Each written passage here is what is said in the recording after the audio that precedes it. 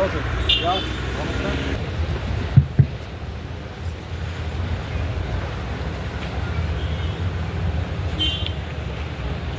ખૂબ અભિનંદન બધાને સર્વને આપણે પોતપોતાના સ્થાન ગ્રહણ કરી લઈ ગ્રામજનોને ટુકવાડા ગ્રામ પંચાયતના સભ્યોશ્રી અને પોતાના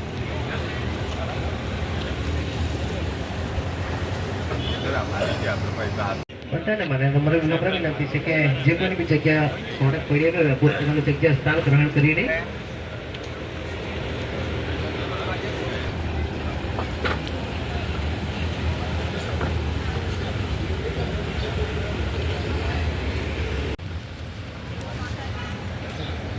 ખૂબ સરસ કાર્યનો રિઝલ્ટ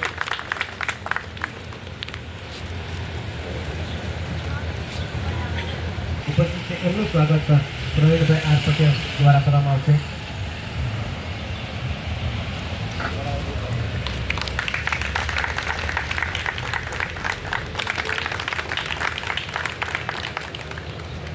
આપણા જે ઉમેદવાર છે જિલ્લા પંચાયતનો સોનલબેન આર પટેલ જિલ્લા પંચાયત ઉમેદવાર આપણે આ સમક્ષ રજૂ છે એનું સ્વાગત રંજનબેન અશોકભાઈ દ્વારા કરવામાં આવશે.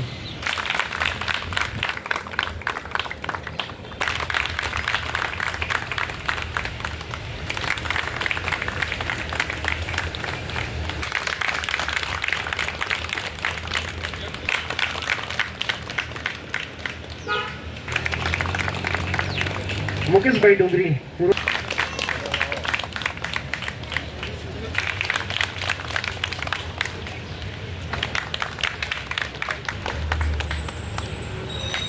તેજલબેન દીપેશભાઈનું સ્વાગત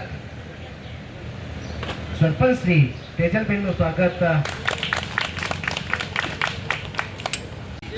ભારત માતા કી સ્થાનિક સ્વરાજ્યની ચૂંટણી તાલુકા પંચાયત અને જિલ્લા પંચાયતના ચૂંટણીના ખૂબ જ ગણતરીના દિવસો બાકી રહ્યા છે ત્યારે આપણી વચ્ચે આજના ટુકવાડા તાલુકા પંચાયત અને ટુકવાડા જિલ્લા પંચાયત સીટના કાર્યક્રમમાં આપણી વચ્ચે ઉપસ્થિત ગુજરાત સરકારના નાણામંત્રી શ્રી કનુભાઈ દેસાઈ સાહેબ, જિલ્લા પંચાયતના ઉમેદવાર સોનલબેન રવિન્દ્રભાઈ અને તાલુકા પંચાયત ટુકવાડાના ઉમેદવાર પ્રિયાબેન અને અહીં મંચસ્થ મહેમાનો સાથે સાથે સરપંચબેન અને આપ સૌ કાર્યકર્તા મિત્રો ખૂબ જ ટૂંકા દિવસો બાકી છે. આજે 22 તારીખ થઈ, 24 તારીખે પ્રચાર બંધ થઈ જશે 5 વાગે. એટલે ઉમેદવાર કદાચ ઘરે કોઈના ન પહોંચી શક્યા હોય તો આપણે સૌ પોતે ઉમેદવાર જ છે, કેમ કે આપણો ઉમેદવાર કમળ છે. ઉમેદવાર જે બી હોય તે આપણે કમળના બટન પર દબાવીને બે ઉમેદવારને બંને જણને મત આપવાના છે. ખૂબ જ જંગી બહુમતીથી આપણે બંને ઉમેદવારોને જીતાડીશું. આવનાર સમયમાં આપણે વિકાસના કામો ગામમાં સારી રીતે કરી શકશું. અપક્ષ હોય કે કોંગ્રેસ હોય, કોઈ જગ્યાએ આખા આપણા પાટી તાલુકાની વાત કરું, છેલ્લા ઘણા દિવસોથી અમે પ્રચારમાં છે, કોઈ જગ્યાએ લોકો ડિપોઝિટ પણ પાછી મેળવવાના નથી એવી એ લોકોની પરિસ્થિતિ છે. એટલે આપણો કિંમતી મત ખોટી જગ્યાએ ન જાય અને બગડે નહીં. આપણે તમે અહીં આવ્યા છો, બધા ભાજપ પરિવારના છો, પણ આપણે પોતપોતાના મોહલ્લામાં સૌ મતદારોને સમજાવીશું કે આપણા મત બગડવા નહીં જોઈએ. આ વખતે 22માંથી 22 તાલુકા પંચાયત આપણે જીતીશું અને 4માંથી 4 જિલ્લા પંચાયત આપણે જંગી બહુમતીથી જીતવાના છે. એટલે આપ સૌને આટલી મોટી સંખ્યામાં આવ્યા છો તો ભાજપ મંડળ વતી ખૂબ આપ સૌનો આભાર માનું છું. સાથે 28 તારીખે વિજય સરઘસમાં ફરીથી અહીં આવશું એટલી આપ સૌને ખાતરી આપું. તાલુકા પંચાયત અને જિલ્લા પંચાયતની પાલિકા મહાનગરપાલિકાની ચૂંટણી સમગ્ર ગુજરાતમાં થઈ રહી છે અને આ વખતે તો જોઈએ તો આમ આદમી પાર્ટી કે કોંગ્રેસ બંનેનો ઉમેદવાર જ મળ્યો નથી. જે કોઈ ઉમેદવાર હોય તે બીજેપી લાવ્યા છે, પરંતુ આપણે પાર્ટી તાલુકા પંચાયત ગઈ વખતે 22માંથી 21 સીટ હતી, ખાલી એક જ અપક્ષ હતી. આ વખતે 22માંથી 22 સીટ આપણે જીતવાના છે. એટલે આપણો એક પણ મત ખોટો નહીં જાય અને ભારતીય જનતા પાર્ટીના સમર્થન છે અને દિલ્હી સુધી લાગે એ રીતે ટુકવાડાએ મતદાન કરવાનું. મને યાદ છે 2012માં જ્યારે સૌ પ્રથમ આ ઇલેક્શન લડ્યો ત્યારે ટુકવાડામાં કોંગ્રેસની થોડી તાકાત હતી ને 2012માં. પરંતુ ત્યાર પછી કુકવાડાએ જે પ્રગતિ કરી કે તે ભારતીય જનતા પાર્ટીને સમર્થન આપ્યું છે તે અભૂતપૂર્વ.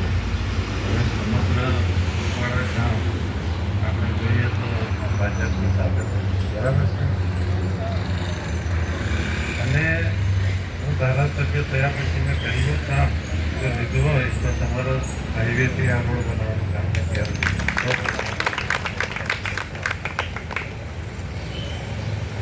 કુકવાડામાં વચ્ચે ચૂંટણીમાં ઉભો રહ્યો ત્યારે પણ કે ભાઈ પાણી ભરાય છે, ઘણી બધી તકલીફો હતી.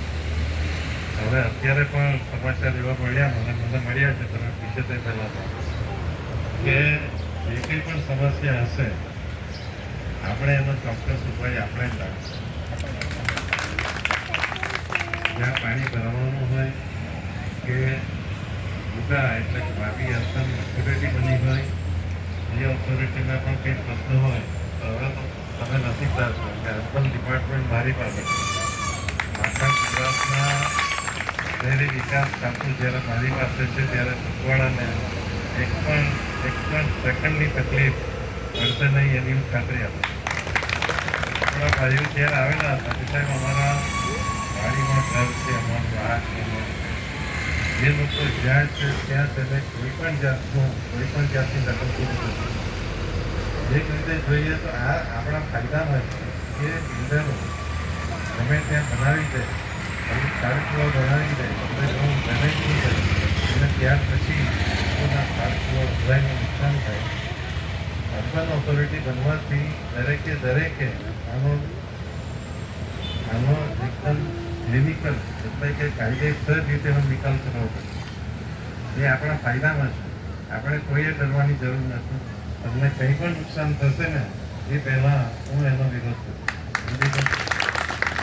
એટલે કોઈની ખોટી વાતમાં આવવું નહીં અને જે કંઈ પણ પ્રશ્ન હશે આપણે ચોક્કસ રીતે એનો નિકાલ કરીશું. અને તમે કહેશો કે તમારા ઘરમાં નવું બનાવવું છે, રિપેર કરવું છે, આ કરવું છે, કોઈ તમને ડિસ્ટર્બન્સ નથી.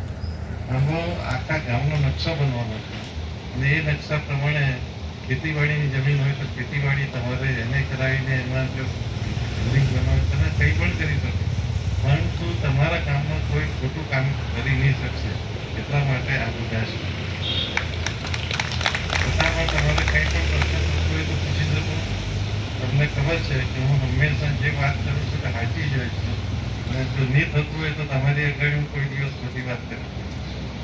પણ કુકવાડા આ વખતે જંગી મતદાન કરે, આ બંને બહેનોને સૌથી વધુ બહુમતીથી જીતાડે અને આપણા દરેક કામો ઓથોરિટી બનવાથી આ કામો જે પંચાયતના કામ થતા હતા એના કરતાં પણ વધુ કામો.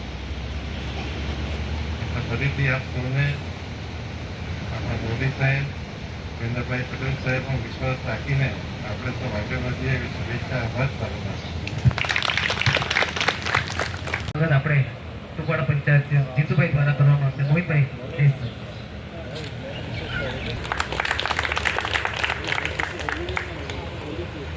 પ્રોટોકોલનો ભંગ ગામ માટે મારો બહુ વિશેષ આ કુકવાડા પંચાયત પર મેં પણ જિલ્લા પંચાયતની ઉમેદવારી કરીને અને લડેલો છે. ગામના ખૂણે જોયેલા અને આજે ઘણા વર્ષો પછી કુકવાડામાં ઉપસ્થિત થયો છું ત્યારે મને થોડી ઈર્ષા પણ થાય કે સાહેબે વિશેષ નજર આ કુકવાડા પર જ રાખી. અમારા ખડકી તો જોયું કંઈ થયેલું જ નહીં.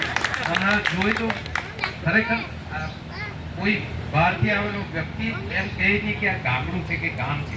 એક શહેર જેવું સુવિધા સજ્જ ગામ બનાવી કાઢ્યું. આ રસ્તા ખરેખર મને ખૂબ આનંદ થાય છે કે જ્યારથી આપણા ધારાસભ્ય શ્રી કનુભાઈ દેસાઈની નજર આ ગામ પર અમી દ્રષ્ટિ પડેલી, જ્યારથી આ ગામને તમામ સુવિધાઓથી સજ્જ ગામ કરેલું હતું તો આપણે જોરદાર તાળીઓથી એમને એક વાર તો આભાર વ્યક્ત કરવા જ પડે.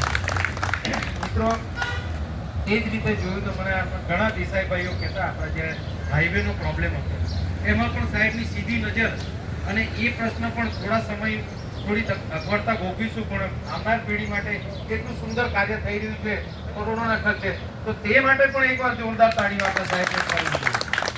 એ જ રીતે જે તમને અત્યારે સાહેબે જે કહ્યું કે અર્બન ડેવલપમેન્ટ એ જે અર્બન ડેવલપમેન્ટ ઓથોરિટી કરવા પાછળનું કારણ જ એ છે કે તમારા ગ્રામજનોને આવનારા દિવસોમાં જે બિલ્ડરો દ્વારા અહીં ખોટી પ્લાન વગરના જે બિલ્ડિંગો બની જાય, નિયમ કાનૂન નેવે મૂકીને એ લોકો જે કામ કરીને નીકળી જાય વેચીને, પછી જે ગ્રામજનો જે અહીંના વસનારા છે એ લોકો દુઃખી ન થાય તેના માટે જ આ અર્બન ડેવલપમેન્ટ છે અને એમાં કરોડોની ગ્રાન્ટ આવવાની છે અને એ ગામના વિકાસ થવાના છે.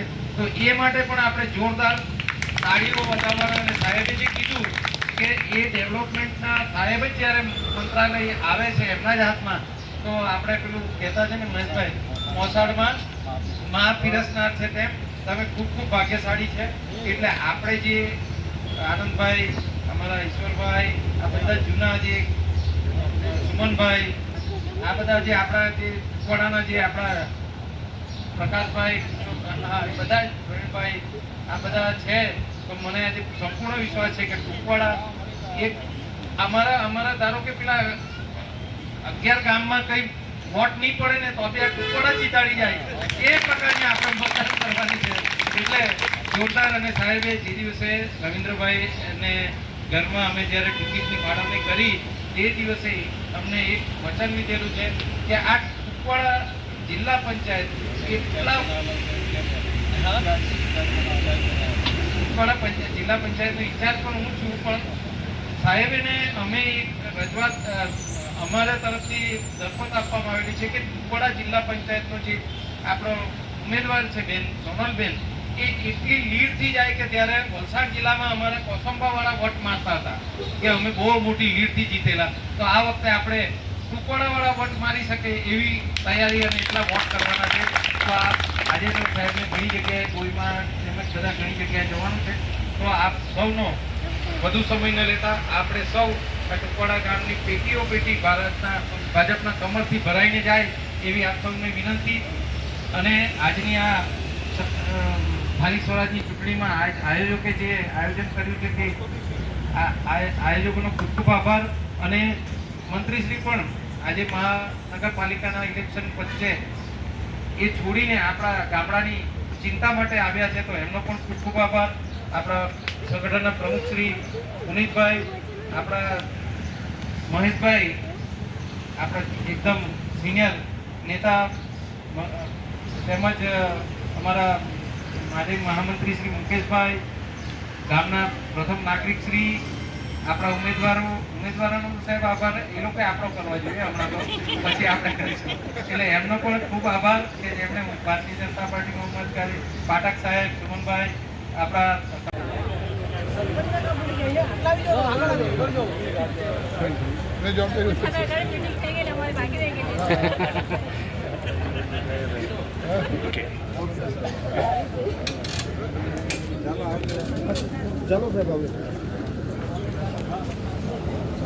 કેવું લીધેલું આપણે કવરેજ બરાબર પરફેક્ટ.